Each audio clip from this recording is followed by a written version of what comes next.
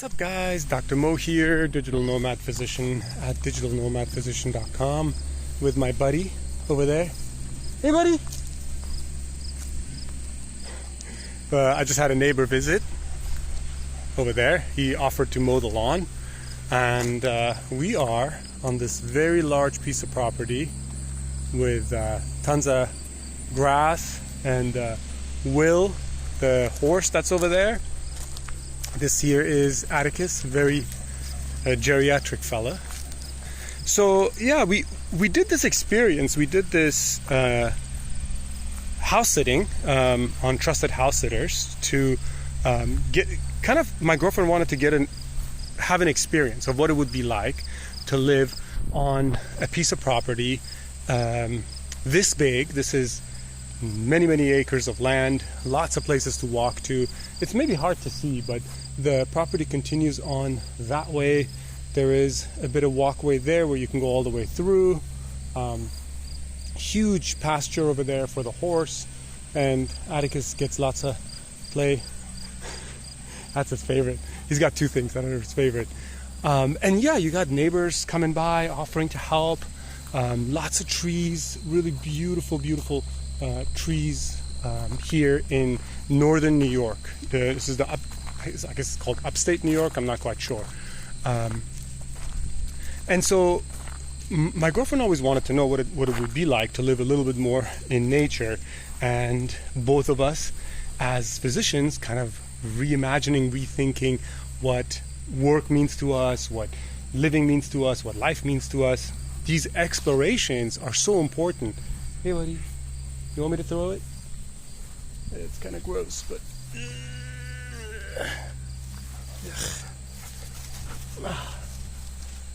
That's gross. I'm not used to pets, but I guess I got to get used to it. When you live on such a big piece of property, you need your own, I don't know what those things are called. You need composting bins. You need lots of water trough for rain collection and feeding the horse. But you also get this kind of amazing, peaceful piece of land. Now you hear in the background right now, he's mowing the lawn. So that's the neighbor, and really friendly guy, Sean, and offered to mow the lawn here while the person who lives here is away. So it's kind of interesting to be on this piece of property and get a feel of what it's like to live here. Look at this. Can you guys see this giant spider there? Oof. I don't know, you probably can't. But in the winter, there's a couple of days here that it can get super cold from what we hear. The rest of the time, you got about 5 months where you're going to get pretty good weather, kind of like this. Now today's a bit overcast, so that barn is hers. Will's over there. Maybe I can walk over there later and show you guys. And the rest of the time, you got kind of like cold, a little bit of rain weather, but you get plenty of sun. And property is obviously cheaper in these places. And I think my girlfriend had the impression that if she's able to live somewhere this close to nature, it's much more likely that maybe she would want to kind of spend her days doing things that she really enjoys, as opposed to kind of focus or obsess over medicine. Same with me. Being in a place where you feel like you have this sense of responsibility to the land, you kind of get out of that day-to-day mental, I don't know what it is. It's sort of like where your mind just kind of is obsessed about, what is it that I got to do? Should I be working? Should I make more money? How should I spend my days? When you're on a big piece of land like this, the majority of your day can be spent just kind of focusing on the land, doing things to maintain the land. Like this whole piece here takes a lot of work. I mean, this is, 10, 15 acres of land that you have to maintain in the summer and the winter, all of that stuff. And I was just talking to my neighbor, or her neighbor, and he's like, it's just like, it's so peaceful. Like there's no stress here. You're just enjoying this. I mean, listen. super quiet, other than the birds. So if I was the kind of person who wanted to just be out in the middle of kind of nowhere in nature, this might be an ideal place. Again, I don't know how the hell I deal with the mosquitoes. I asked my neighbor, and he's like, "Oh, they don't even bother me." It was also chain smoking, so I'm not sure if that's helpful. I could pick up smoking, I guess. All right, let's try this space. It's a little bit less buggy. A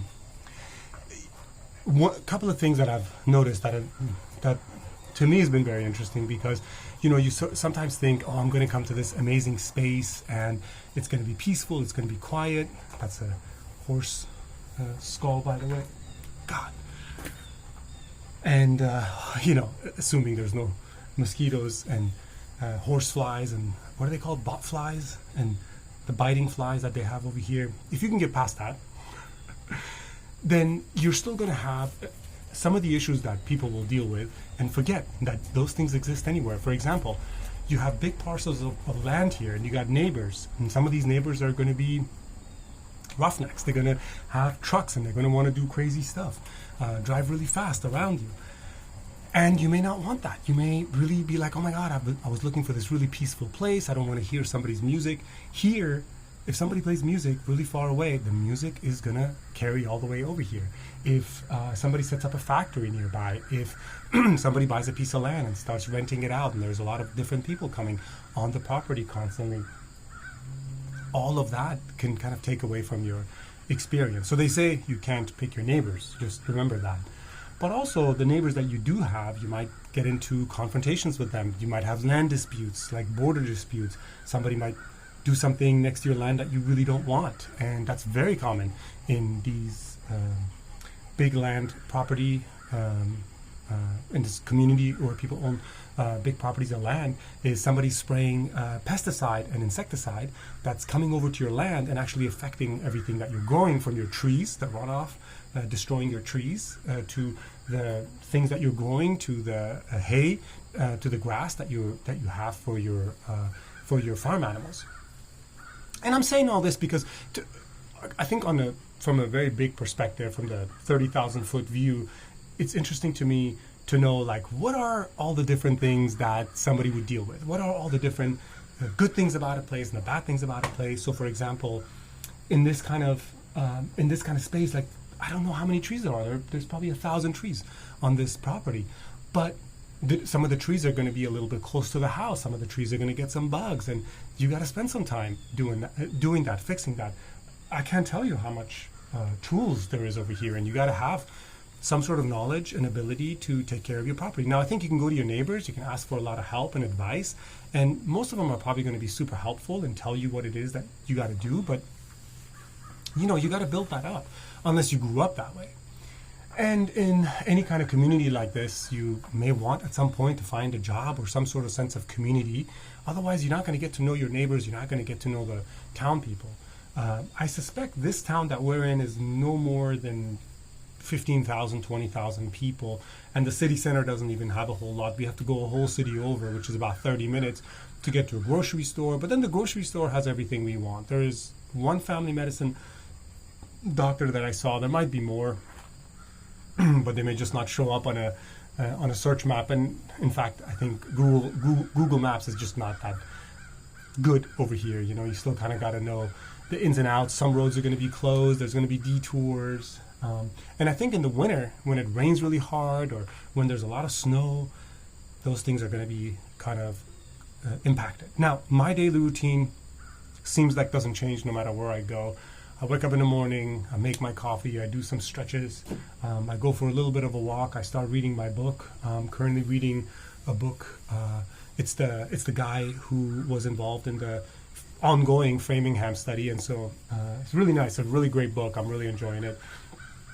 The rest of the time, I'm listening to my audiobooks and podcasts, and and then we let the dog out. So every morning so far, it seems like we got to let the dog out, pick up his poop, and then sometimes has an accident, so we got to clean the bathroom, and then we got to go give some food to the horse and pick up his manure, and then we come over here. For the most part, there's not a lot that we have to do on this property because we're only going to be here for less than a month, about 3 weeks. So when she comes back, she's got a lot of responsibility. She's got to catch up on all the grass mowing and everything, because the grass will get wild. It will get out of control very quickly. The trees will get out of control very quickly. So that's my routine. I will go to the gym about twice a week. I'll go rock climbing. The rest of the time in the mornings, I'm doing some of my telemedicine work, kind of connecting with my patients. I'm doing all the other stuff that I normally do online. I feel a sense of belonging, I think, online because of all these communities that I'm involved in. Figure One, LinkedIn, the patients that I have, and then of course the text messages I send to my friends. I think that's my sense of community. But locally here, obviously I don't go to any place where I feel a big sense of belonging. Even when I go to the rock climbing gym here, it doesn't seem that tight-knit, or I don't feel like I can easily penetrate and become friends with a bunch of people. Maybe even they might have very different standards, and not standards, but very different personalities and the way they live, etc. than I do.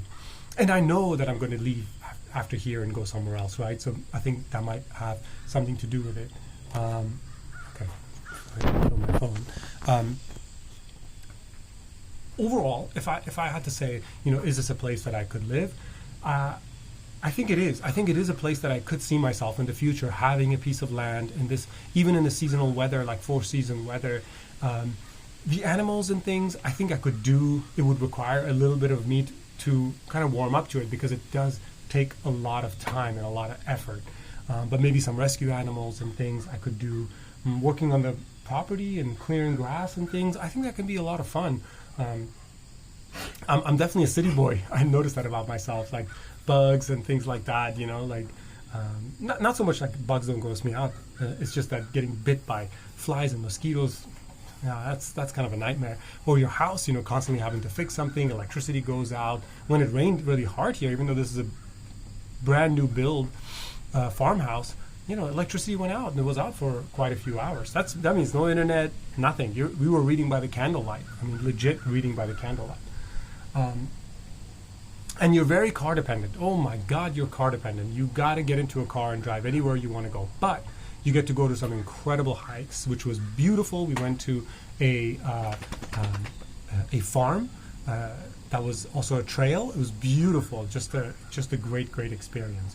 So those are some of the big advantages. The farm was called Merck Farm or something. Merck is the CEO of Merck Pharmaceuticals, and he decided to buy up a bunch of land in the Vermont area and actually turn it into real farmland and demonstrate to people how real farming works. And it's a beautiful farming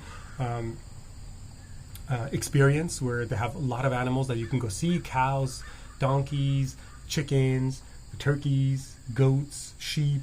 And then do everything. They do everything. And you can buy their meat, you can buy chicken, you can buy pork, you can buy all of that stuff. And then you can also go on amazing hikes on their property, and they'll do tours, etc. So anyway, that's it. That's where we are. And, it's good for us to experience this, to know if this is maybe the life you want to live. Because you could, with enough money, with not a lot of money, buy a property like this, live on this, just pay your taxes, pay your consumption, and you can probably live a pretty good life without a whole lot of money. But what is life about? Is life about having as much comfort as possible with not having to earn as much money? Or is life about doing the things you enjoy doing on a day-to-day basis and figuring out how to fund the lifestyle that you enjoy? I don't know. It's for each of us to figure out. But the more I record these videos, the more these podcasts I make, the more of these blog posts that I write for physicians, the more I think the more I'm convinced that especially for physicians who have, you wake up one day, you find yourself in this horribly complicated healthcare system that, to no fault of its own, has become just this behemoth that is really difficult to navigate for patients and doctors and everybody involved. There is an exit. There is lots of opportunities for exit, from healthcare consulting, which I still do, to just doing telemedicine, starting your own medical practice, to just working for somebody else doing telemedicine, or just living off your investments, living off your rental properties. I mean, my 3 properties now make enough money that I could live in a place like this quite easily, and I have enough cash that I could buy a place like this. Some of you may not. Some of you aren't in that place as a physician. You could get yourself to that place, but you could also just say, no, I'll just get a mortgage and I'll kind of just do everything very slowly. But yeah, I don't know. I think money maybe used to be a bigger deal for me, and now I'm realizing maybe the lifestyle is more important at my age, at 45. And I've certainly made all my money. I've made hundreds of thousands of dollars for year after year. I wasted a lot of my money. And when I say wasted, is I spent it on things that didn't really mean much to me, but I kept spending the money on it because I thought they meant something to me. Now I spend the money on stuff that may not mean much to somebody else, but is very meaningful to me. So that's it for me, guys. Take care. Wait, take care.